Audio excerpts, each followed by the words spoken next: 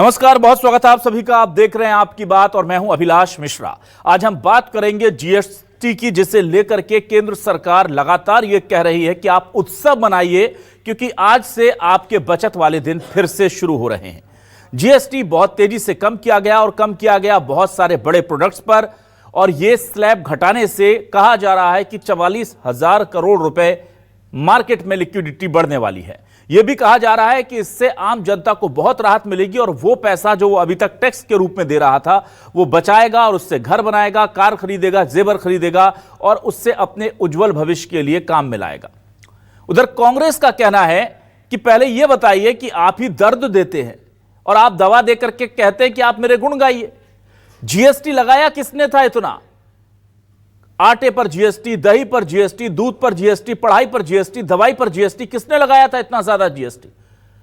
अब बीजेपी ये तय नहीं कर पा रही है कि हम इसे राहत का शब्द इस्तेमाल करते हैं तो इसका मतलब है कि पहले की दी हुई आफत हमारी तरफ से थी क्या? और अगर हम इसे कहते हैं कि नहीं, ये हमने आफत दी थी और अब हम उसको कम कर रहे हैं तो हमें कम से कम थोड़ा बहुत क्रेडिट तो मिलना चाहिए। और अगर बीजेपी को थोड़ा बहुत क्रेडिट मिलना चाहिए तो कांग्रेस पर भी थोड़ी बहुत तोहमत लगनी चाहिए। वो इसलिए क्योंकि कई प्रदेश के जो सरकारें हैं वो कांग्रेस की हैं और जीएसटी काउंसिल में जब जब टैक्स को बढ़ाने या किसी चीज को लेकर के बात रखी गई, विचार विमर्श हुआ, तो राज्य सरकारों ने भी हामी भरी थी। इसका मतलब है बीजेपी की सरकार हो या कांग्रेस की सरकार, कोई कम कोई ज्यादा इसका फायदा उठा सकता है, पर उठाया दोनों ने है। पर यह राहत क्या वाकई में हमारे अर्थतंत्र के हिसाब से, आप लोगों की जेब के हिसाब से और आपके घरेलू खर्च के हिसाब से बड़ी राहत है या उतना नहीं जितना दिखाया जा रहा है? क्या यह क्रेडिट की लड़ाई है जो बीजेपी और कांग्रेस लड़ रहे हैं? इन्हीं तमाम मुद्दों के साथ शुरू करते हैं आपकी बात।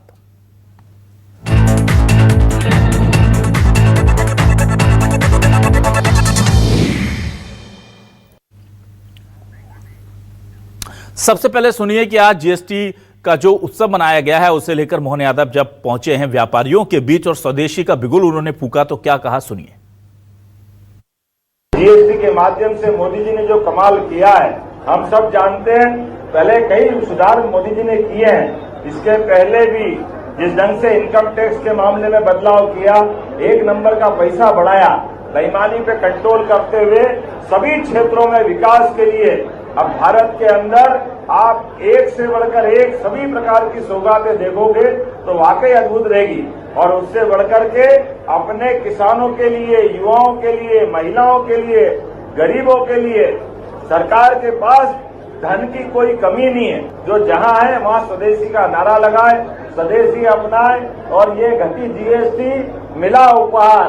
धन्यवाद मोदी सरकार, जोरदार अभिनंदन करें इस उद्देश्य के लिए। और आइए आप सुनते हैं कि इस पूरे मामले को लेकर छत्तीसगढ़ में किस तरह से सियासत चल रही है। डिप्टी सीएम अरुण साहब क्या कह रहे हैं और उधर पलटवार में एक्स सीएम भूपेश बघेल ने क्या कहा है, दोनों के बयान सुनिए। भारत का सबसे बड़ा टैक्स रिफॉर्म आज से प्रारंभ हो रहा है। जीएसटी बचत उत्सव आज से प्रारंभ हो रहा है। ये प्रधानमंत्री माननीय नरेंद्र मोदी जी का देश की 140 करोड़ जनता को बहुत बड़ा उपहार है। जिस तरह से टैक्स स्लैब को 2 स्लैब किया गया है, यानी देश के पूरे 140 करोड़ जनता को लाभ होने वाला है।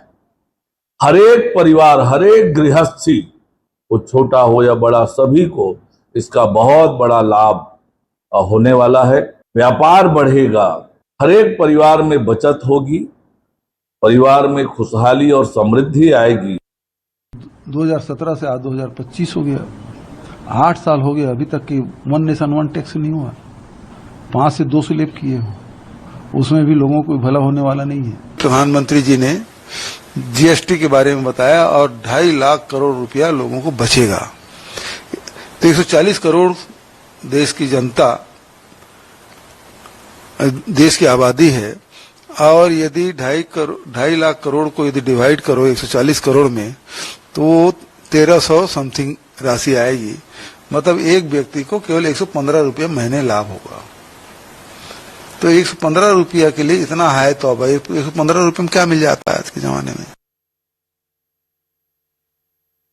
और आइए अब देखते हैं कि मध्य प्रदेश और छत्तीसगढ़ की जनता इस राहत को कैसे देख रही है। कांग्रेस कह रही है कि एक व्यक्ति को केवल 115 रुपए का फायदा मिलेगा, लेकिन मध्य प्रदेश की जनता और छत्तीसगढ़ की जनता क्या इसे बड़ी राहत मानती है, या उसे लगता है कि ये वाकई में उतनी छोटी सी राहत है जितनी कांग्रेस बता रही है। सुनिए मध्य प्रदेश और जनता, छत्तीसगढ़ की जनता की राय। जिस तरीके से लोगों ने महंगाई को एक हवा बनाया हुआ था, सबको उसमें राहत मिलेगी। जीएसटी जो कम हुआ है ये कोई बजट से कम नहीं है। मैं आपको एक लाइन में कहूंगा, 10,000 की खरीदी अगर आप घर के सामान की खरीदने वाले हैं तो वो सामान में आपको 1800 से 2000 तक की कटौती होने वाली है। स्लैब हमने जीएसटी के कम किए हैं और 5% 18% पे आए हैं। निश्चित रूप से लाभ तो हुआ है। अब हमारी चिंता ये है कि ये लाभ अंतिम पायदान तक पहुंचना चाहिए, उपभोक्ताओं को मिलना चाहिए। ये जो कंपोजिट ग्रुप में हमारे साथी थे जिन्हें की टैक्स नहीं देना होता था, 40 लाख तक की या दूसरे उसमें उनको शासन ने दिया हुआ था, वो खरीदेंगे तो बढ़े हुए रेट पे उनके खरीदा हुआ माल रखा हुआ है। मगर आने वाले समय में जो दरें घट गई हैं तो उपभोक्ता तो कम दर मांगेगा, मगर वो अपने पास से वो दर कैसे कम कर सकते हैं। ये एक लगता है कि कहीं कुछ चूक हो गई है। यशस्वी प्रधानमंत्री ने पूरे देशवासियों में को बहुत बड़ा उपहार और तोहफा दिया है। देखिए, माननीय प्रधानमंत्री नरेंद्र मोदी जी के घोषणा के अनुसार आज जो जीएसटी घटी है वो आज से लागू हो रहा है।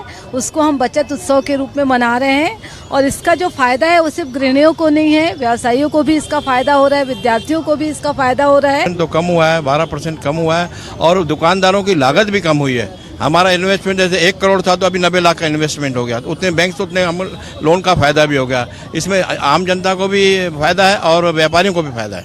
ये परिवर्तन लाने का काम प्रधानमंत्री मोदी जी ने किया है, इसीलिए बचत उत्सव हम मना रहे हैं ताकि आम जनता और व्यापारियों को हम एक गुलाब का फूल देंगे।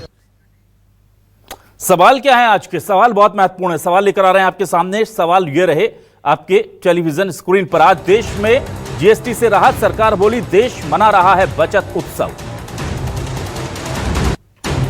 कांग्रेस बोली खुद टैक्स लगाया खुद बढ़ाया, अब घटाकर कौन सा एहसान जताया। 8 सालों में लाखों करोड़ वसूल कर खजाना भरा, क्या सही वक्त पर स्वदेशी का आंदोलन छेड़ा, क्या अब ये टाइम है। कांग्रेस दे रही जीएसटी से लाखों करोड़ की वसूली की दुहाई, बीजेपी को चाहिए सिर्फ राहत के क्रेडिट वाली मलाई। सीधा सीधा सवाल, बिना कोई लाग लपेट के। हमारे साथ कुछ खास मेहमान जुड़ेंगे, सीधे रुक कर लेता हूं। हमारे साथ आज कांग्रेस से वरिष्ठ नेता पूर्व विधायक विकास उपाध्याय जी जुड़ गए, उनका बहुत स्वागत करूंगा। हमारे साथ राज्य मंत्री दर्जा प्राप्त और बीजेपी की वरिष्ठ नेत्री मौसम विसेन जुड़ रही हैं, उनका बहुत स्वागत करूंगा। वरिष्ठ पत्रकार के तौर पर हमारे साथ प्रेम कुमार जी जुड़ रहे हैं, उनका भी बहुत स्वागत करता हूं।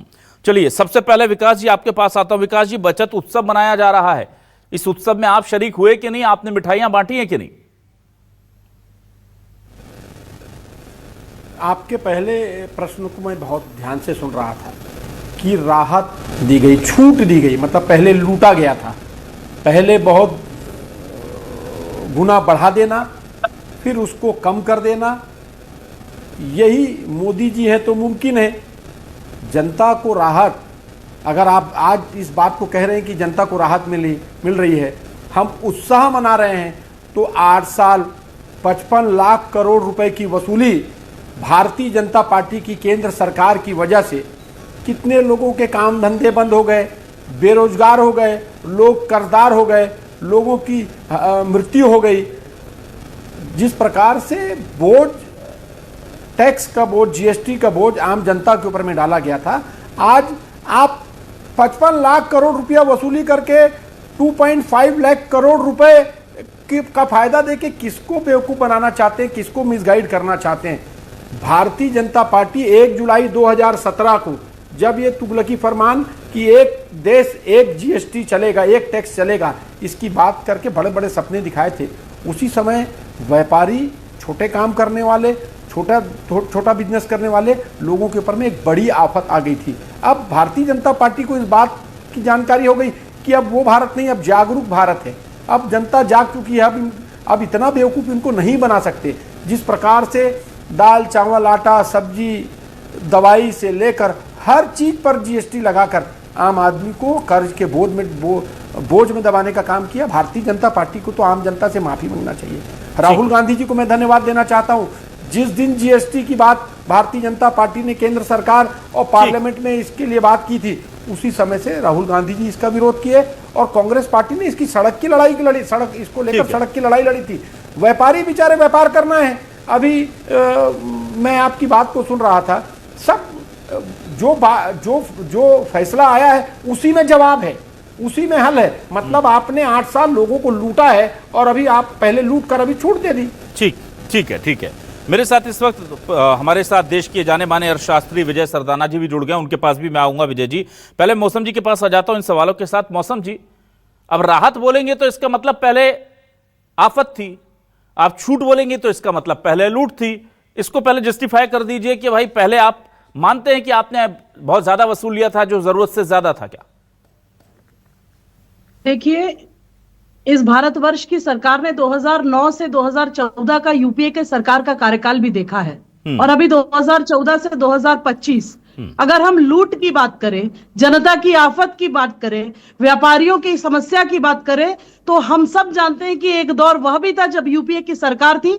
कच्चा माल, उसके ऊपर एक्साइज ड्यूटी, फिर उसके ऊपर value added tax, service tax, entry tax, transport tax, तमाम तरीके के टैक्स के माध्यम से 17 टैक्स और 23 सेस के माध्यम से इस देश की जनता को लूटने का काम कांग्रेस ने किया है। अगर वाकई अर्थों में आज जीएसटी रिफॉर्म्स के माध्यम से, जीएसटी 2 के साथ अगर देश के प्रधानमंत्री श्री नरेंद्र मोदी जी ने एक नई पहल करते हुए एक नहीं अगर अनेक ऐसे क्षेत्रों में जो हमारी मुख्य रूप से दैनिक रोजमर्रा की उपयोग की वस्तुएं हैं, जो हमारे मेडिकल इंश्योरेंस बोलिए, कैंसर जैसे जटिल बीमारियों के संबंध में 0% अब उस टैक्स को कर दिया है, कहीं ना कहीं इससे हमारे देश की जनता की पॉकेट को राहत मिलेगी। जिस समय एक दौर था कांग्रेस का, मैं हमारे कांग्रेस के प्रवक्ता को भी बताना चाहूंगी कि एक दौर हुआ था जब कालाबाजारी थी, हमेशा एक कह सकते हैं टैक्स टेररिज्म इस भारत में था। और लेकिन आज हम देखते हैं जब से एनडीए की सरकार के द्वारा जीएसटी लाया गया, जो जीएसटी के कारण हम देखते हैं कि यहां पर अलग अलग तरीके से इतने सारे सौगातें इस देश के लोगों को मिली है कि जहां एक देश, एक कर और एक बाजार की व्यवस्था लागू हुई, पारदर्शिता आई, डिजिटलाइजेशन आया, दरें कम हुई, राजस्व बढ़ा, अर्थव्यवस्था मजबूत हुई और जो पैसा वसूला गया उसके माध्यम से अब देख सकते हैं कि अनेक क्षेत्रों में विकास की गाथा को जोड़कर इस देश की तस्वीर और जनता की तकदीर बदलने का काम एनडीए की सरकार ने, श्री नरेंद्र मोदी जी के नेतृत्व की सरकार ने किया है।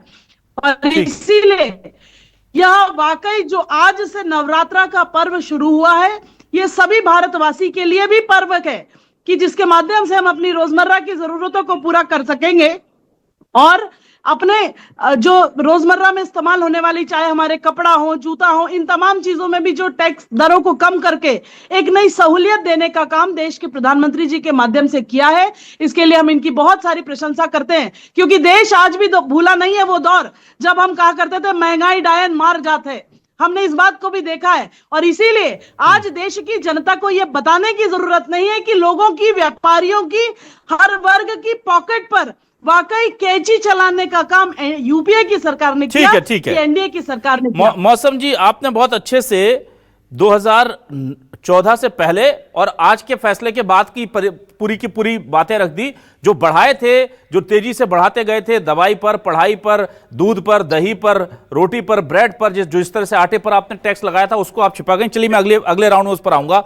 मेरे साथ यहां पर विजय सरदाना जी जुड़े हुए हैं। विजय जी, मुझे यह बताइए कि किसी देश की अर्थव्यवस्था में अगर पहले टैक्स लगाए जाएं और फिर बाद में हटाए जाएं तो इसे करेक्टिव मेजर के तौर पर हम देखें और हम सोचें कि ठीक है, स्थितियों को देखते हुए, आर्थिक स्थितियों को देखते हुए ये फैसले सबको करने पड़ते हैं, या कांग्रेस जो विरोध कर रही है कि भाई पहले आपने बहुत ज्यादा कर दिए थे, अति कर दी थी, कोरोना के बाद से भी लगातार लोगों को राहत नहीं मिल पाई थी जो अब दी है, और ये कांग्रेस लगातार मांग कर रही थी। तो हमें विपक्ष को क्रेडिट देना चाहिए कि सही ट्रैक पर सरकार को ले आई, या आपको लगता है ये चूंकि अब अर्थतंत्र की व्यवस्था ऐसी हो गई है मौजूदा हालात में कि सरकार को यह करना ही था? देखिए, सबसे पहले आपको पैनलिस्ट को त्योहारों की बहुत बहुत जी बहुत शुक्रिया आपको भी।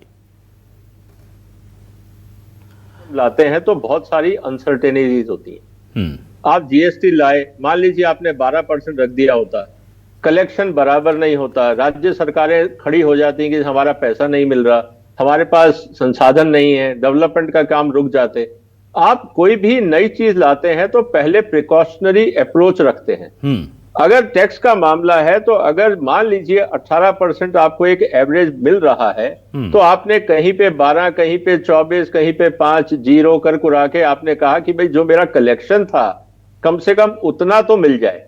जब आपको ये भरोसा हो गया कि अब मार्केट इस चीज को एक्सेप्ट कर लिया है, मेरे पास रेवेन्यू कांस्टेंट और एक स्टेबल वे में आने लगा है और उस पैसे से मेरी जरूरतें पूरी हो रही हैं, अब मैं टैक्स रैशनलाइज करके जनता को अगर थोड़ा सा रिलीफ देता हूं जिससे इकोनॉमी में पॉजिटिव असर पड़े, तो ये करना हमेशा होता है, हर देश करता है। कोई भी पॉलिसी कभी भी स्टैटिक नहीं होती है। अगर पॉलिसीज स्टैटिक हो तो आपको संसद की जरूरत नहीं है। आपने संविधान बना दिया 47 में, आपके पास कानून भी थे, आपको क्यों रोज कानून बदलने पड़ रहे हैं? क्या कांग्रेस ने या बीजेपी ने या जो भी राज्य सरकारें हैं, क्या वो कानून नहीं बदलती? एक बार में क्यों नहीं ढंग का कानून बन जाता?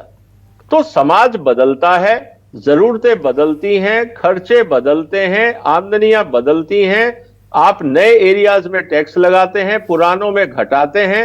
ये एक इवॉल्विंग वाइब्रेंट सोसाइटी और मैं ये कहूंगा कि एक लिविंग डेमोक्रेसी का एक एविडेंस है।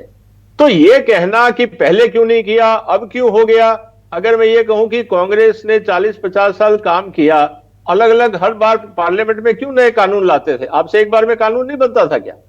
तो ये कहना इलॉजिकल है, इसका कोई मायने नहीं है। हाँ, ये हम कह सकते हैं कि हमें इससे जो सीखने को मिलता है ये कि आने वाले समय में जब हम और कानून बनाएं तो कुछ और ऐसे पैरामीटर की स्टडी करनी चाहिए जिससे कि जनता पे भी बोझ ना पड़े और साथ ही साथ सरकार की जरूरतें भी पूरी हो जाएं। तो ये लर्निंग प्रोसेस है। इसको ये कहना कि पहले क्यों नहीं किया, अब क्यों किया, मुझे लगता है ये एक बचकाना पॉलिटिकल स्टेटमेंट है, इससे ज्यादा कुछ नहीं। ठीक है, हमारे साथ वरिष्ठ पत्रकार प्रेम कुमार जी जुड़े हुए हैं। प्रेम कुमार जी, आपके पास आता हूं। प्रेम कुमार जी, मैं आऊंगा आपके पास विकास जी, बस प्रेम कुमार जी को मैं इंट्रोड्यूस कर लेता हूं। प्रेम जी, देखिए, सबसे बड़ा सवाल यह है कि आर्थिक राहत कितनी मिल रही है, यह तो आने वाले वक्त में लोगों को पता चल जाएगा। कांग्रेस कह रही है एक व्यक्ति को 115 रुपए का फायदा हो रहा है, बीजेपी कह रही है कि 10,000 खर्च करने वाले के 1800 से 2,000 रुपए बचा दिए हमने। लेकिन मुझे बताइए, इस जीएसटी को हटा करके बचत उत्सव मनाने का फायदा कांग्रेस को या बीजेपी को किससे हो रहा है? और जनता वाकई में इसको लेकर बीजेपी को क्रेडिट देने जा रही है, बीजेपी गेन करेगी इससे क्या? देखिए अभिलाष जी, ये सवाल तो थोड़ा सा इमेजिनेटिव हो जाता है कि जनता कितना उनको क्रेडिट देगी, क्योंकि हमने देखा है सरकार को दावा करते हुए, बीजेपी को भी दावा करते हुए कि नोटबंदी जब लगी थी उसके बावजूद भी सारे चुनाव वो जीत रहे थे, जीएसटी आई तब भी सारे चुनाव जीत रहे थे, और आज जीएसटी में राहत दी जा रही है तो फिर आप क्या उल्टा एक्सपेक्ट करें? अगर फिर चुनाव जीत जाए तब भी कोई फर्क नहीं पड़ता है। तो क्या इससे ये मान लिया जाए कि जीएसटी लाना भी सही था, जीएसटी में राहत देना भी सही था? जो उससे जुड़े हुए सवाल थे, वो सवाल क्या थे? देखिए, जीएसटी तो कॉन्सेप्ट यूपीए सरकार का था। उस समय जो विरोधाभास था वो था कि जो फेडरल स्ट्रक्चर का सवाल है, स्टेट को क्या कोई नुकसान तो नहीं होगा। इवन नरेंद्र मोदी जी भी विरोध करते थे इस जीएसटी का।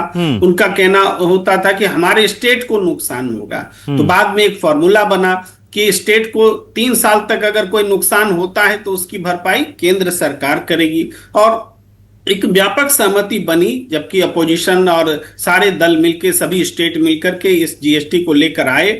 लेकिन बाद में अपोजिशन ने इसे गब्बर सिंह टैक्स बताया। तो उसकी भी वो भी एक अतिरेक हो सकता है, लेकिन एक आईना दिखाया कि नहीं, ये गब्बर सिंह टैक्स है।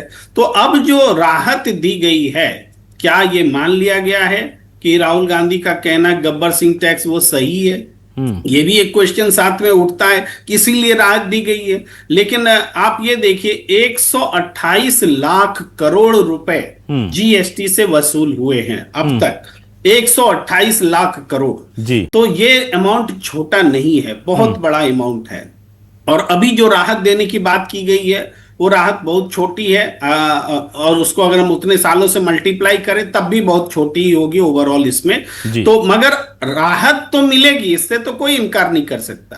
भाई चीजें सस्ती होंगी ये तो है, ये फील करेंगी, तो इसका राजनीतिक फायदा जाहिर बात है जो सरकार लाती है तो कुछ राजनीतिक मकसद को सामने रखकर लाती है। अभी बिहार का चुनाव होना है, जब यूपी का चुनाव हो रहा था तो कृषि कानून वापस हुए थे, अभी बिहार का चुनाव हुआ है तो जीएसटी की दरों में व्यापक रिफॉर्म, जिसको बचत उत्सव बोला जा रहा है। एक जैसे जीएसटी को दूसरी आजादी बोला गया था, अभी जीएसटी में राहत को बचत उत्सव बोला गया है। यानी महिमा मंडन कर करके चीजों को लाने का जो एक परंपरा जो बीजेपी सरकार में दिखी है वो दिखती है। ठीक है सर। विकास जी आपके पास आता हूं। विकास जी, एक बड़ा आरोप लगता है, वो आरोप ये लगता है कि जीएसटी काउंसिल की जब बैठक होती थी तो कांग्रेस शासित राज्यों के मुख्यमंत्री भी आते थे, भूपेश बघेल जी भी जाते थे, और तब वहां पर मोदी जी या केंद्र सरकार पूछती थी कि इतने कर दें, तो पूछते थे कितने हमें मिलेंगे, तो इतने करोड़ आपको एक्स्ट्रा मिल जाएंगे, ठीक है बढ़ा दो। भाई किसी बात को लेकर के जीएसटी में कोई दाम बढ़े हों, कभी कांग्रेस शासित मुख्यमंत्रियों ने कभी प्रदर्शन किया, बंद किया राहुल गांधी जी के साथ बैठ करके कि नहीं हम पूरे मुख्यमंत्री जो है इसको नहीं करेंगे। लेकिन ज्यादातर टैक्स में अगर चोरी हुई है, आप कह रहे हैं कि लोगों को लूटा गया है, तो उस लूट का एक हिस्सा तो कांग्रेस शासित राज्यों को भी मिला है, आपके मुख्यमंत्रियों को भी मिला है। तो ये पैसा बीजेपी के खाते में तो गया नहीं, सरकार के खाते में गया। लेकिन अगर इसकी दोषी बीजेपी है तो फिर छत्तीसगढ़ की सरकार भी है, हिमाचल की सरकार भी है, और जहां जहां कांग्रेस शासित या उनसे संबंध रखने वाले दल हैं वो भी फिर उतने ही दोषी हैं। उनको कैसे पाक साफ छोड़ दें? साहब, मैं सरकार, पिछली सरकार में पार्लियामेंट्री सेक्रेटरी के रूप में मुझको काम करने का मौका मिला था जी। जिस गब्बर सिंह टैक्स की, हम गब्बर सिंह टैक्स आखिर क्यों रखा गया? गब्बर सिंह मतलब धमकी देके, डरा के, जो जीएसटी की मीटिंग्स होती थी उसमें किसी की राय को सुना नहीं जाता था। और आप जो राज्य सरकार या केंद्र सरकार के रेशियो की बात करते हैं, कांग्रेस की सरकार जहां जिन प्रदेशों में कांग्रेस की सरकार थी वहां प्रदेश में कांग्रेस का जो रेशियो आता है वो तो दिया ही नहीं गया। हम दुहाई करते, हम हाथ जोड़ के निवेदन करते रहे। अभी एक साहब को सुन रहा था, लर्निंग प्रोसेस की बात कर रहे हैं। अरे एक आदमी का बाईपास ऑपरेशन होना है, उसका हार्ट का प्रॉब्लम है, बाईपास ऑपरेशन होना है, तो उसको लर्निंग प्रोसेस में नहीं लेते हैं। जीएसटी के कारण लोगों के रोजगार खत्म हो गए, नोटबंदी के कारण लोग तबाह हो गए, लोगों के ऋण बढ़ गए, लोगों ने आत्महत्या तक कर ली। आप बोल रहे हैं लर्निंग प्रोसेस है। देखिए, कुल मिला के जिस प्रकार से छोटे छोटे काम करने वाले छोटे व्यापारियों को इससे नुकसान हुआ है इन 8 सालों में, अगर आप तो लौट के बुद्धू घर को आए, आप 8 साल पहले इसको कर देते तो आपकी वाहवाही होती। आज आप, चूंकि चुनाव का समय है, इसलिए आप दूसरे जो ज्वलंत मुद्दे हैं उन ज्वलंत मुद्दे से जनता का ध्यान भटकाना है। भारतीय जनता पार्टी का सीधा फंडा है। मैंने पहले भी कहा कि पहले बहुत गुना बढ़ा दो, फिर उसको थोड़ा सा कम कर दो। पेट्रोल डीजल विकास, मेरा सवाल ठीक है, आप उसका विरोध कर रहे हैं, वो अपनी जगह ठीक है आपका पॉइंट। मेरा यह कहना है कि अगर आपको लग रहा था ये बहुत ज्यादा है, छत्तीसगढ़ में सरकार यह कर सकती थी कि भाई हमारे यहां से अगर इस प्रोडक्ट पर 28% वसूला जा रहा है, हमें लगता है इसको 18% पे रखना था, तो 10% हम वापस कर रहे हैं। आपने कभी किया ऐसा? कुछ कहा? कुछ नहीं किया आपने। तो जब आपको उसका परसेंटेज 28% का शेयर मिला ना सर, आपको 28% का शेयर मिला, बताइए किस कांग्रेस शासित राज्य सरकार ने वही तो हमारी 10% लौटाया? जिन प्रदेशों में कांग्रेस पार्टी की सरकार थी उन प्रदेशों को तड़पाया गया, उन प्रदेशों को उनके प्रदेश का हिस्सा नहीं दिया गया। आपको मैं बता देता हूं, कोरोना का हमारी 5 साल की सरकार में 2 साल का कोरोना का एक बड़ा भयंकर समय आया। उसके बावजूद हम दुहाई करते रहे, मांगते रहे, लेकिन केंद्र सरकार ने नहीं दिया। आज जो जिस बात की लड़ाई कांग्रेस पार्टी कर रही है, हमने तो 1 जुलाई 2017 को राहुल गांधी जी ने पार्लियामेंट में जब जीएसटी के पर चर्चा थी, जीएसटी एक देश एक टैक्स की बात हुई थी, तभी हमने इसकी लड़ाई लड़ी। 18 स्लैब में टैक्स की बात हो रही थी। देखिए, जिस प्रकार से कांग्रेस पार्टी ने उस समय सदन में भी और सड़क में भी हमने इसका आंदोलन किया। कांग्रेस पार्टी की लीडरशिप जो बात करती है, बात में समझ, जीएसटी पर हमने बोला और हमने नोटबंदी पे बात कही, हम जिस बात पर हमारे नेताओं ने कहा, भारतीय जनता पार्टी को आखिर में उस कानून को, उस नीति को वापस लेना पड़ा। आज आपने उन दरों को कम करके आप कह रहे हैं कि बिक्री बढ़ेगी। तो इन 8 सालों में तो बिक्री कम भी हुई साहब। आप बोले व्यापार फल फूलेगा, लेकिन इन 8 सालों में व्यापार भी तो कम हुआ, लोगों के कर बढ़े, इनको तो समझना होगा। और हम छत्तीसगढ़ प्रदेश की बात कर रहे हैं, हम तो उत्पादन वाला प्रदेश है, हम चीजों को उत्पादित करते हैं, हमको क्या लाभ मिलेगा और हमारा कितना मुनाफा होगा हमारे यहाँ के लोगों को, उसका अनुमान अभी उस पर भी कोई गाइडलाइन नहीं, उस पर भी कोई क्लियरिटी नहीं है। ठीक है। मौसम जी आपके पास आता हूँ। मौसम जी, ये जो कहते हैं ना कि वक्त के साथ पहलू बदल लेना, ये बीजेपी से कोई सीखे। जब ईवीएम कांग्रेस लेकर आई थी तो अटल जी तो नहीं, लेकिन हाँ आडवाणी जी ने जरूर इसका मुखर विरोध किया था, और आज उसी ईवीएम के सामने दीवार की तरह आप खड़े हैं। जब कांग्रेस जीएसटी की बात करती थी तो तत्कालीन सीएम नरेंद्र मोदी जी विरोध करते थे, और आज उसी जीएसटी के साथ वो खड़े होकर के बता रहे हैं कि देश तरक्की ही नहीं कर सकता बिना जीएसटी के। तो आपके बयानों पर और आपकी नीति और नियत पर कैसे यकीन किया जाए? वो तो वक्त के साथ बदलती रहती है ना, बड़े बड़े मुद्दों पर देश के। आप सत्ता में होते हैं तो कुछ और स्टैंड होता है, विपक्ष में होते हैं तो कुछ और होता है, क्योंकि वो आपको जो सूट करता है जब वो उसको अपना लेते हो आप। देखिए, भारतीय जनता पार्टी की नीति, नियत और नेतृत्व इस बात से स्पष्ट है कि हमें समाज के अंतिम छोर का विकास करना।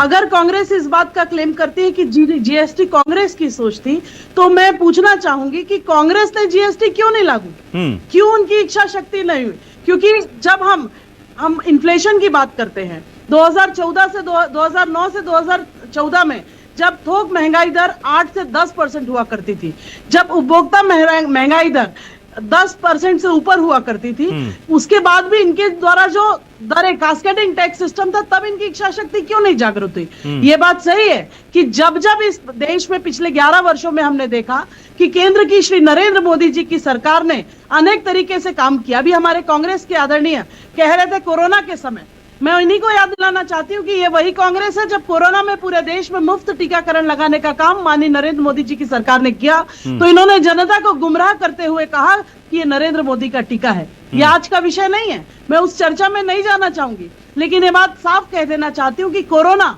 और विश्व युद्ध जैसे संकट में भी, उन तमाम संगठनों के बाद भी अमेरिका और यूरोप से बेहतर प्राइस स्टेबिलिटी कहीं थी तो हमारे अपने भारत में थी। IMF हो, मैं आपकी मौसम जी, मैं कब क्या किया था वो नहीं पूछ रहा। मौसम जी मेरा सवाल सीधा है, क्या नरेंद्र मोदी जी ने जीएसटी का विरोध किया था या नहीं किया था, और उस वक्त जीएसटी क्यों देश के खिलाफ था और आज देश के पक्ष में क्यों है? आडवाणी जी ने ईवीएम का विरोध किया था कि नहीं किया था? उस वक्त क्यों ईवीएम देश के खिलाफ थी और आज देश के पक्ष में क्यों है? ये स्टैंड क्यों बदलते हैं आप? मेरा ये सवाल है। देखिए, ऐसा नहीं है, ये कांग्रेस का क्या प्रस्तुतिकरण है इस बात पर डिपेंड करता है। भारतीय जनता पार्टी की जो सोच होती है, मंशा स्पष्ट होती है, और जब सरकार में आती है हर वो कल्याणकारी काम। अच्छा, मतलब सरकार में आएंगे तो करेंगे, सरकार के खिलाफ है तो कल्याणकारी काम का विरोध होना चाहिए क्या? और जनता को दिखाया है। चलिए, मैं जल्दी से इस सवाल लेकर के आपका जल्दी से आ जाता हूं विजय जी के पास। विजय सरदाना जी, मुझे ये बताइए, क्या जैसा कहा जा रहा है, ये कहा जा रहा है, ये प्रेम कुमार जी ने भी कहा, और अगर हम बाइफर्केशन देखें कि हर साल कितना टैक्स कलेक्शन हमने किया, 10-11 लाख से शुरू हुआ था, अब हम उसको बहुत ज़्यादा बढ़ा चुके हैं, कई फोल्ड हमने उसको बढ़ा लिया, मल्टीफोल्ड। लेकिन मुझे बताइए, 128 लाख करोड़ का टैक्स कलेक्शन हुआ है। हमने कई मेगा प्रोजेक्ट देखे, हमने कई बड़ी मुहिम देखी, सब कुछ देखा, लेकिन क्या उस लिहाज से आपको लगता है कि देश की जनता और ज़्यादा राहत डिजर्व करती है, या आपको लगता है कि नहीं, हमें इकोनॉमी को स्टेबल भी रखना है, अपने रिजर्व भी बनाए रखने हैं और जनता को भी राहत देना है, तो ये रेशियो अप्रोप्रिएट है? आप कैसे देखते हैं इस अनुपात को? देखिए, इसके लिए आपको ना भारत का और राज्यों का बजट देखना होगा जी। आज स्थिति यह है कि भारत सरकार के पास मुश्किल से 8% बजट ऐसा है जिसको आप डिस्क्रिशनरी बोल सकते हो। 91% बजट जो है वो आपको ऑलमोस्ट कमिटेड है। राज्य सरकारों की अगर आप हालत देखें तो उनकी माली हालत केंद्र से और भी ज्यादा खराब है जी। ऐसी स्थिति में एक ही मात्र रास्ता सरकार के पास बचता है, वो है टैक्स। और दूसरा तरीका है कि वो बैंकों से लोन ले, उधार लें। आज का आप गुजारा कर लेंगे, लेकिन भविष्य के ऊपर आप जो इंटरेस्ट बोझ है वो छोड़ दोगे, जैसा अमेरिका में हो रहा है। कहने का मतलब क्या है कि आपको बीच का रास्ता निकालना है कि आपकी डेवलपमेंट भी ना रुके और जनता पे बोझ भी ना पड़े जी। और ये उतना नहीं हो सकता कि पिछली बार जितना आपने वसूल किया वापस कर दो, तो देश में जो डेवलपमेंट पे पैसा लगा है वो किसी की जेब में तो गया नहीं। चाहे वो सड़कें हो, एयरपोर्ट हो, बाकी चीजें हो, तो हमें इस बात को समझना होगा कि आपको देश चलाना है और देश चलाने के लिए कुछ कम से कम खर्चे हैं, और प्लस आप चाहते हो कुछ भविष्य की तैयारी करना, चाहे आपको आज नए कंप्यूटर सिस्टम चाहिए, आपको स्पेस चाहिए, आपको डिफेंस अपग्रेडेशन चाहिए, फौज को पैसा देना है। आप सब कुछ अगर जनता को वापस दे दोगे तो देश पैसा कहां से लाएगा? फिर आप कहोगे जी बैंक से ले लो, फिर आप कहोगे महंगाई बढ़ गई, फिर बजट घाटा हो गया, फिर उसको पूरा करने के लिए आज जो आपने 10 रुपए की जगह 25 रुपए छोड़े हैं, बाद में आपको 25 रुपए जो आपने आज छोड़े हैं उसको वसूल करने के लिए 50 रुपए का टैक्स लगाना पड़ेगा, नहीं तो देश दिवाला हो जाएगा। तो ये बहुत ही बैलेंसिंग एक्ट है, इसके साथ राजनीति कम हो उतना अच्छा है। हमें नीड के हिसाब से समझना चाहिए और जनता भी समझती है। हमारे यहाँ पर कैपिटा इनकम ज्यादा नहीं है, इसीलिए थोड़ा बहुत भी अगर ऊपर नीचे होता है तो जनता को उस पर रिलीफ भी दिखता है और बोझ भी दिखता है। इसीलिए भारत में महंगाई एक बहुत बड़ा मुद्दा हमेशा रहा है। ठीक है। तो जैसे जैसे आपकी पर कैपिटा इनकम बढ़ेगी, आपके पास फ्लेक्सिबिलिटी बढ़ेगी। अब सारे राजनीतिक दल मिलके ये अगर कोशिश करें कि पर कैपिटा इनकम कैसे बढ़े, तो उसके बाद आप टैक्स रिलीफ की भी बढ़ाने की बात कर सकते हो। ठीक है।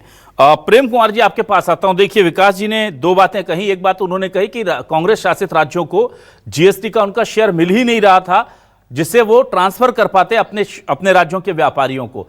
इसमें अभी कितनी सच्चाई है? क्योंकि हमने देखा है कि कांग्रेस शासित राज्य ये बात कहते हैं, और क्या केवल ये कांग्रेस शासित राज्यों को नहीं मिल रहा है, या मिल तो बीजेपी शासित राज्यों को भी नहीं मिल रहा है, पर वो डंडा जो है कि कहीं अनुशासन का डंडा ना चल जाए, मोदी जी नाराज ना हो जाएं, इसलिए चुप्पी लगा के बैठ जाते हैं। वो क्या है वहां की स्थिति, पहले वो बताएं सर।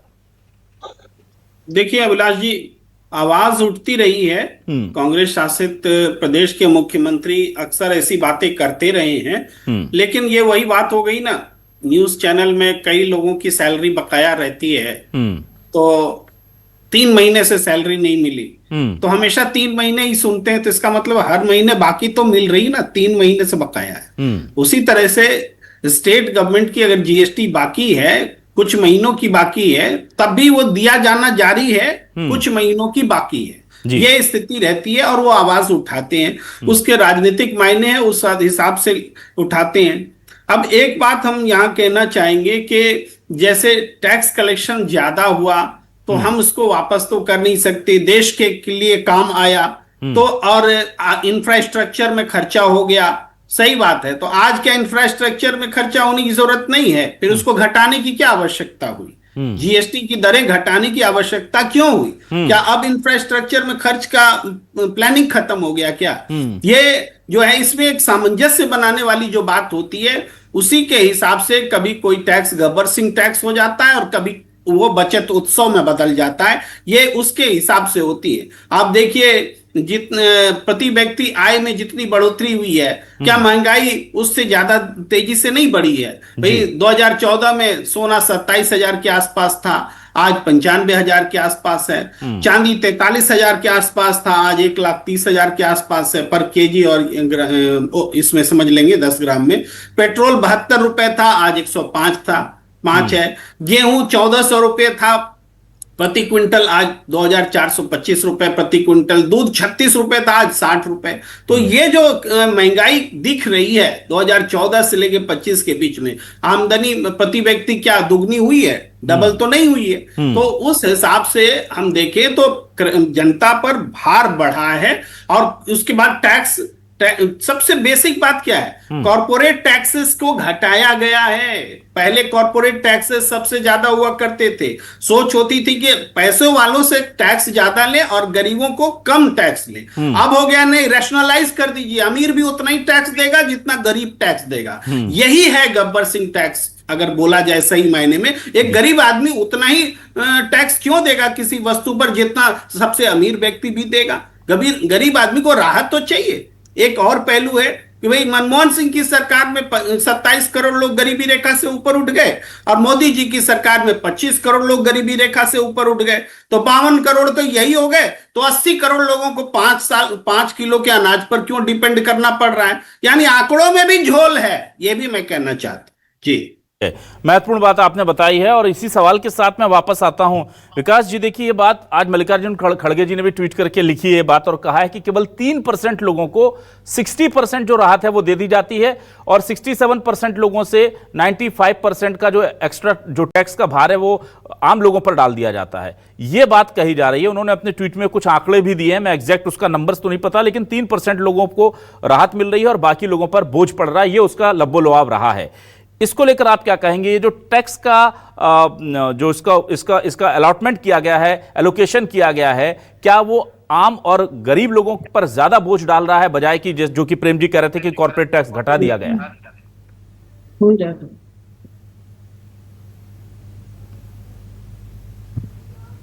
विकास जी की आवाज देंगे प्लीज। बीजेपी के लोग ठीक है, जिस प्रकार से आज जो पूरे भारत की स्थिति है, कहीं ना कहीं प्रति व्यक्ति कितना कर्जा आज एक व्यक्ति के ऊपर में है। भारतीय जनता हिंदुस्तान के इतिहास में आजादी के बाद कभी प्रति व्यक्ति इतना कर्जा नहीं हुआ जो आज एक जन्म लेने वाला बालिका भी कर्जे में डूबी हुई है। ये भारतीय जनता पार्टी की सरकार है। और आप जिस छूट की बात आप कर रहे हैं, आप इसको एक बड़ा उत्सव मना रहे हैं, आप इसको एक बड़ा प्रोपोगेंडा कर रहे हैं। मैं तो पहले भी, जो व्यापारी है, व्यापार करना चाहता है, छोटा व्यापारी रहेगा या बड़ा व्यापारी रहेगा, वो बेचारा व्यापार करना चाहेगा। आप डंडे से मार के टैक्स लेंगे तो भी बेचारा देगा। और आज जो परिस्थितियां उनकी है, आज जिस प्रकार से, जिस हालात में वो जी रहे हैं, आप जाकर उनकी स्थितियों को पूछिए। जो अरबों खरबों रुपए के कारोबार करते थे, छोटे छोटे कारोबार करते थे, आज वो बेचारे उस व्यापार को कर नहीं पा रहे हैं। आपने बड़ी बात कह दी, आपने उत्साह की बात की, आपने तमाम चीज की। चुनिंदा भारतीय जनता पार्टी के कैंपस में है, भारतीय जनता पार्टी के सिनेरियो में है। सरकारें जहां वहां हैं, वहां मुख्यमंत्री बड़ी सभा लेकर बड़े व्यापारियों को लेकर बात कर रहे हैं, लेकिन सच्चाई में जो 3% वाली बात है और जहां 97% वाली बात है, वो बात सही है। 97% व्यक्ति को आज कहीं ना कहीं तकलीफ है। ठीक है, चलिए मैं जल्दी से आ जाता हूं वापस विजय जी आपके पास। विजय जी, मुझे ये बताइए, ये बार बार जो आरोप लगते हैं कि हमारा टैक्स सिस्टम जो होता ये है कि हम जो अमीर हैं उनसे टैक्स लें और गरीबों के लिए काम करें, लेकिन अभी टैक्स सिस्टम में ये जो रैशनलिटी थी वो खत्म कर दी गई है और वो सबके लिए हो गया है कि भाई जितना है सबसे उतना ही टैक्स ले लो। क्या ऐसा हो रहा है आपको लगता है, या ये झूठा आरोप है? आपको लगता है कि नहीं, अब इकोनॉमी चूंकि बदल चुकी है, अगर हम कॉर्पोरेट घरानों को राहत नहीं देंगे, वो परफॉर्म नहीं करेंगे, तो फिर हमारे को एम्प्लॉयमेंट से लेकर के और हमारे प्रोडक्ट्स को बाहर बेचने से लेकर के हमारा जो ट्रेड है वो भी इम्पैक्ट होगा? किस तरह से आप देखते हैं अर्थशास्त्री के नाते?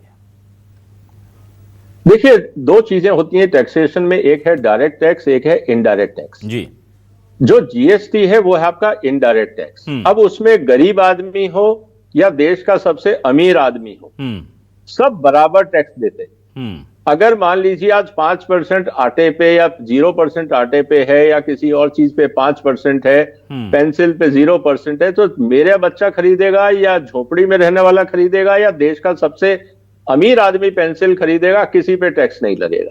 तो इनडायरेक्ट टैक्स का एक क्रिटिसिज्म ये भी है कि ये पर कैपिटा इनकम के हिसाब से डिफरेंशिएट नहीं करता है, और ये रियलिटी है। इसीलिए इनकम टैक्स का जो जीएसटी है वो इनडायरेक्ट है, इसीलिए इनकम टैक्स या कॉर्पोरेट टैक्स पे बात आती है। अब रही बात कि कॉर्पोरेट टैक्स हमने क्यों घटाए। देखिए, एक तरफ आप कहते हैं पूरी दुनिया को कि आप भारत में आओ, इन्वेस्ट करो। दुनिया का जो व्यापारी है उसके पास 160 देश है इन्वेस्ट करने के लिए, उसको भारत से कोई लगाव नहीं है। आप और हम इमोशनल हैं अपने देश के लिए, उसको कोई इंटरेस्ट नहीं है भारत में, उसको अपने व्यापार में इंटरेस्ट है जी। वो सबसे पहले ये देखेगा कि मेरे को दुनिया में कम टैक्स कहां लगता है। अमेरिका में 12%, 10% लगता है, चाइना में 10-12 लगता है, इंडिया में 30% लगता है। मैं क्यों जाऊं जी? मैं बेहतर है चाइना में बनाऊं और वहां से एक्सपोर्ट कर दूं, मेरा टैक्स कम लगेगा, बाकी मेरे को सुविधाएं और फायदे मिल रहे हैं, तो मैं भारत में इन्वेस्ट नहीं करूंगा। अब सवाल इस बात का है कि जब आपको इन्वेस्टमेंट चाहिए, अब आपको इन्वेस्टमेंट क्यों चाहिए? क्योंकि आपको अपने देश में रोजगार भी चाहिए। वो जो इन्वेस्टर आता है आपके देश में इन्वेस्ट करता है, तो जब वो कमाई करता है उसमें आपको इनकम टैक्स भी देता है, कॉर्पोरेट टैक्स जिसको आप बोलते हो।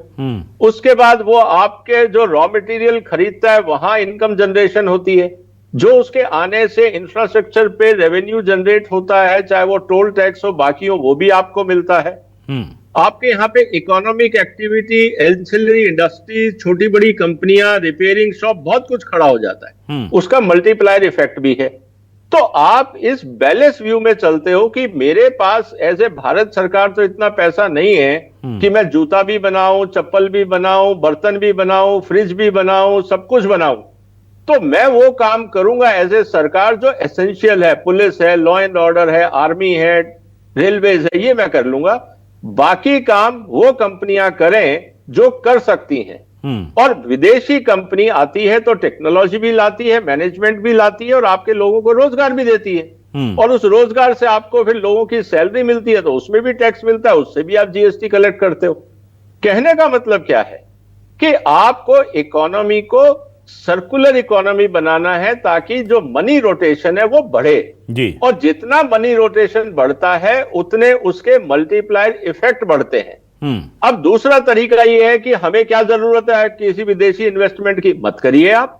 किसी ने नहीं कहा आप अपने देश में लाओ, लेकिन फिर आप ये मत बोलिएगा कि रोजगार कौन देगा। इसका मतलब यह है कि 150 करोड़ में से मान लीजिए अगर 50 करोड़ लोग एलिजिबल हैं रोजगार के, तो सारे के फिर सरकारी कर्मचारी बन जाएंगे। इसका मतलब हर परिवार में से एक सरकारी अधिकारी या कर्मचारी होगा। क्या देश चलेगा? उसकी तनख्वाहें कहां से आएंगी? ठीक है, क्योंकि टैक्स तो आप कलेक्ट कर नहीं रहे। तो ये पॉलिटिक्स हर चीज में उचित नहीं है। हाँ, राजनीतिक का काम यही है कि एक दूसरे की टांग खींचना, आप खींचिए, कोई प्रॉब्लम नहीं है। लेकिन जब देश की बात आती है तो कभी तो हम एक सुर में बात करें कि देश के लिए अच्छा क्या है।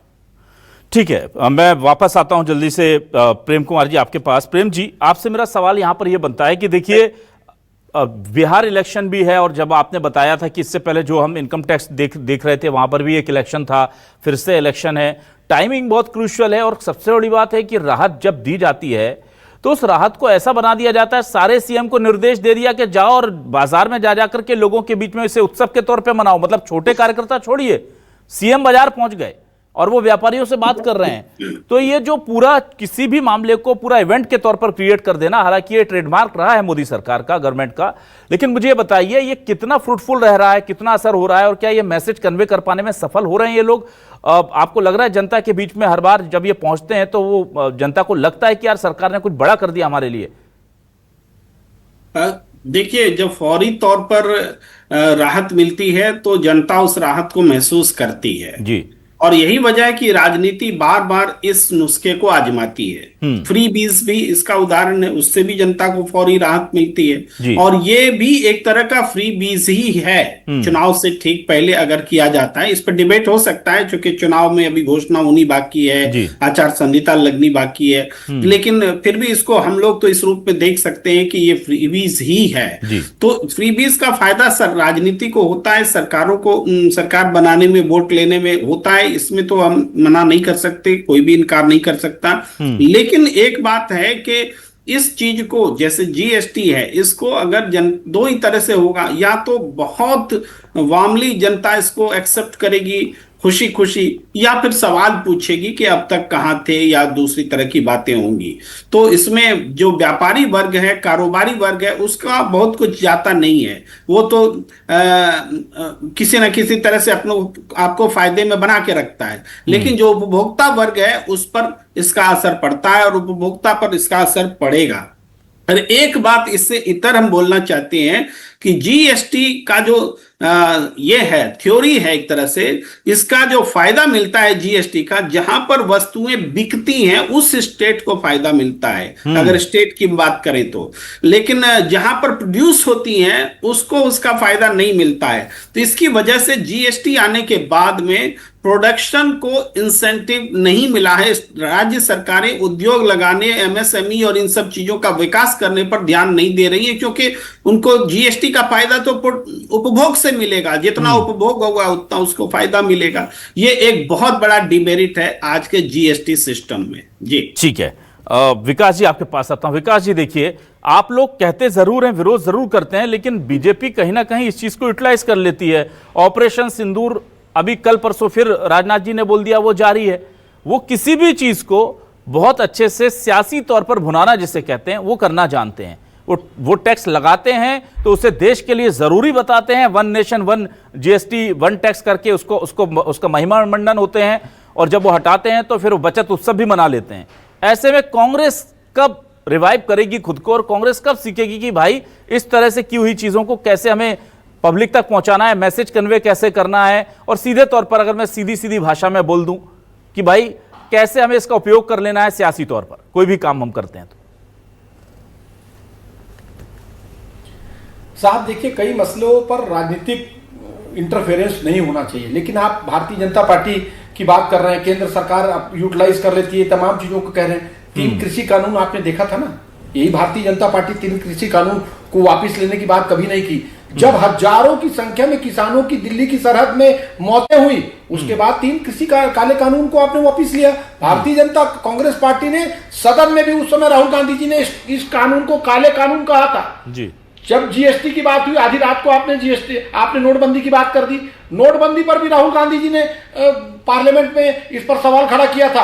आखिर इस सबका, चाहे नोटबंदी की बात करें, चाहे चाइना पर बात करें, चाहे ऑपरेशन सिंदूर पर कांग्रेस पार्टी ने बात की है, ये सब मामले में अगर किसी का नुकसान हुआ है तो इस देश की जनता का नुकसान हुआ है। राजनाथ सिंह जी ने तो आसानी से बोल दिया, ऑपरेशन सिंदूर अभी भी है। जिनके घर में उनके पतियों के सामने, उनकी पत्नियों के सामने उनके पतियों को मार दिया गया, आज भी वो इंसाफ मांग रही हैं क्योंकि कुछ हुआ नहीं। आज भी वो देख रही हैं कि जो हत्यारे थे उनको कब मारा जाएगा, जो इसमें शामिल थे, जो देश इसमें शामिल है, जो देश शामिल है, उनका कब क्या होगा। लेकिन कोई स्थिति स्पष्ट नहीं। मैंने आपको कहा ना, जनता के बीच में दिग्भ्रमित, मिसगाइड करने के लिए भारतीय जनता पार्टी इसको इवेंट मनाती है। ऑपरेशन सिंदूर आदमी के इमोशन से जुड़ा है, परिवार के इमोशन से जुड़ा है। जिनके घरों में मौतें हुई है, जिनकी शहादत हुई है, उनसे जाकर पूछिए उनके घर में क्या स्थिति है आज। आप तो लोगों के बीच में एक इमोशन इश्यूज को बना।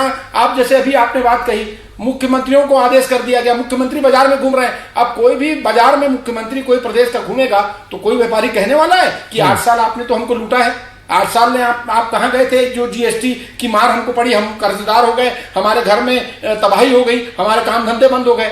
इसको कौन कहेगा? इसको कोई मुख्यमंत्री या भारतीय जनता पार्टी के कोई बड़े नेता के सामने नहीं, लेकिन आज की जो स्थिति आम जनता की है उसको उनके बीच में जाकर समझने की आवश्यकता है। ठीक है। हमारे साथ मौसम बिसेन जुड़ गई है फोन लाइन पर। मौसम, आपसे मैं ये जानना चाहूंगा, मौसम मुझे ये बताइए कि आप लोग कुछ भी करते हैं, जब जीएसटी लगाते हैं, ये सवाल मैंने लिया था, तो आप उसे देश के लिए बहुत जरूरी बता देते हैं और उसका उत्सव मना लेते हैं, और आप कहते हैं अब हम one nation one tax system ले आए हैं। फिर हटाते तो कहते हैं बचत उत्सव मनाएंगे। जब आप ऑपरेशन सिंदूर की बात होती है तो उसमें भी आप लोग उसे आज तक बोल रहे हैं कि ऑपरेशन सिंदूर जारी है, और उसके बाद तिरंगा यात्रा देश भर में निकाल लेते हैं। कोई भी चीज होती है उसे इवेंट के तौर पर कन्वर्ट करने की क्या जरूरत है? दूसरा, कल पीएम मोदी आए और उन्होंने एक बढ़िया सा देश के नाम संबोधन दिया और बताया कि हम जीएसटी हटाने जा रहे हैं। ऐसा लगा कि जीएसटी किसी पूर्ववर्ती सरकार या किसी और ने लगा दिया था, वो उसका क्रेडिट भी ले गए। तो मुझे बताइए, ये जो हर चीज को इवेंट बनाने की जरूरत है, ये सियासी मजबूरी है या आपको लगता है कि हम करें कुछ भी, बस मैसेजिंग अच्छी कर दें, लोगों तक कन्वे कर दें कि हम सही कर रहे हैं, वही हमारा असली जीत होती है? देखिए, ये 21वीं सदी का भारत है। इस देश की जनता जागरूक है और केंद्र में श्री नरेंद्र मोदी जी के नेतृत्व की सरकार ने एक नहीं अनेक ऐसे कदम इस भारत के उत्थान के लिए उठाए हैं। ये बात सही है कि जीएसटी लागू किया गया, लेकिन आज के परिदृश्य में जरूरत के हिसाब से अगर रियायत दी गई तो कांग्रेस को किस बात की तकलीफ होती है? और मुझे कहना पड़ता है कि दुर्भाग्य है कि अगर हमारे आराध्य प्रभु श्री राम का मंदिर बनता है तो उसका विरोध हमारे कांग्रेस के साथी करते हैं। उनको वो गरीब का पक्का मकान नहीं दिखता था। इस देश को खुले की शौच की प्रथा से मुक्त कराने का काम हमारे प्रधानमंत्री नरेंद्र मोदी जी द्वारा किया गया।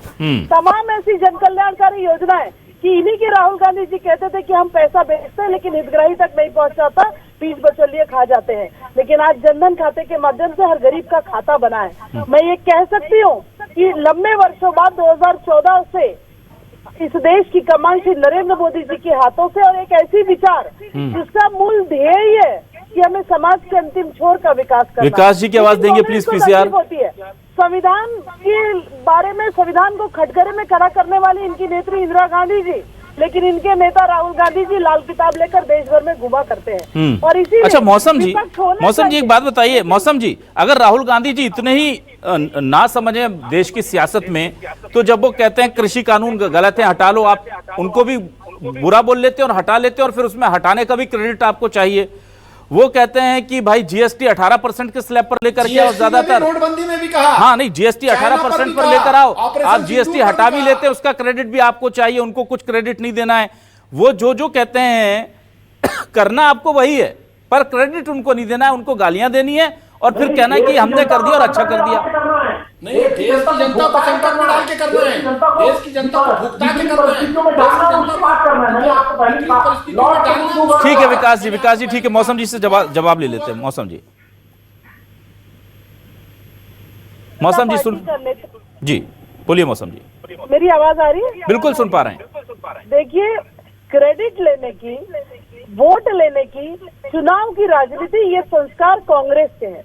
भारतीय जनता पार्टी सिर्फ राज्य सत्ता के लिए काम नहीं करती, भारतीय जनता पार्टी राष्ट्र के नवनिर्माण के लिए काम कर रही है। और आज मोदी जी द्वारा उठाया गया हर एक कदम, चाहे इस देश में 370 खत्म करने की बात हो, ट्रिपल तलाक की मुक्ति की बात हो, भगवान श्री राम का मंदिर बनने की बात हो, जीएसटी की बात हो, इस देश में तमाम संशोधनों के माध्यम से एक जो पुनरुत्थान करने का काम किया है। आज हमने अभी थोड़े वर्षों पहले 75वीं वर्षगांठ मनाई है। इस विकासशील भारत को विकसित भारत बनाने के संकल्प के साथ देश के प्रधानमंत्री श्री नरेंद्र मोदी जी आगे बढ़ रहे हैं और परिणाम हम सबको दिख रहा है। मैं तो यही कहना चाहती हूँ कि विश्व के सबसे बड़े लोकतंत्र के हम वासी हैं, विश्व के सबसे बड़े लोकतंत्र के हम वासी हैं। इसमें जनता फैसला करती है और अगर इस देश की जनता प्रधानमंत्री जी के फैसलों से संतुष्ट नहीं होती तो परिणाम आपके और हमारे सामने है। तीसरी बार नरेंद्र मोदी जी भारत का नेतृत्व कर रहे हैं। इस देश के अधिकांश राज्यों में भारतीय जनता पार्टी ठीक है मौसम जी, और इसीलिए यही वो भाजपा है बचत उत्सव भी मनाती है और जनता को एक खुले मन से आजादी के साथ जीने के राह प्रशस्त करती है। ठीक है, चलिए, तो कुल मिलाकर के बीजेपी कह रही है कि हम क्रेडिट नहीं लेना चाहते। जाहिर सी बात है कि बिना क्रेडिट के उत्सव नहीं होता और सारे लोग जो हैं, कल पीएम साहब अगर आए थे देश को संबोधित करने के लिए, वो ऐलान तो पहले ही हो चुका था तो उसकी जरूरत नहीं थी। आज सीएम साहब हर सारे सीएम निकले हैं। जब राम मंदिर बना था तो बिना शंकराचार्य जी को बुलाए वहां पर उद्घाटन हुआ, ये कांग्रेस आरोप लगाती है। कांग्रेस आरोप लगाती है कि कृषि कानून का हम विरोध कर रहे थे, बाद में पलट गए और ये कहते हुए पलट गए कि हम किसानों के हित में बहुत बड़ा फैसला कर लिया हमने। तो हमेशा ये देखा गया है कि जिन चीजों को लेकर विपक्ष आवाज उठाता रहा है, उस फैसले को लेकर के भी बीजेपी सरकार खुद को क्रेडिट देना नहीं छोड़ती। सियासत में यह जरूरी भी है, सुनने में भले ही बुरा लगता हो, पर अगर आपको पॉलिटिकल माइंडसेट में बने रहना है लोगों के और आपको काम करते हुए दिखना है तो अपनी गलतियों को भी ऐसे सुधारिए जैसे कि आप समाज पर एहसान कर रहे हैं। यह बहुत जरूरी है और यह बहुत अच्छे तरीके से बीजेपी जानती है। वो देश की जनता की नब्ज को भी समझती है, इसलिए जाहिर सी बात है कि वो सत्ता में बनी हुई है। यहां इन तमाम मामलों को देखकर यह जरूर लगता है कि कांग्रेस को अब सीख ले लेनी चाहिए कि कैसे कई बार अपनी गलतियों को भी अपनी जीत और अपनी अच्छाइयों के तौर पर प्रदर्शित किया जाता है। बहुत शुक्रिया अदा करूंगा मैं हमारे चारों मेहमानों का, मौसम बिसेन जी, विकास उपाध्याय जी, प्रेम कुमार जी और विजय सरदाना जी के साथ, जो कि हमारे साथ जुड़े थे। उनके उन दर्शकों का भी मैं शुक्रिया अदा करूंगा। तमाम दर्शकों को बहुत शुक्रिया। कल फिर मिलेंगे किसी नए मुद्दे के साथ, तब तक के लिए नमस्कार।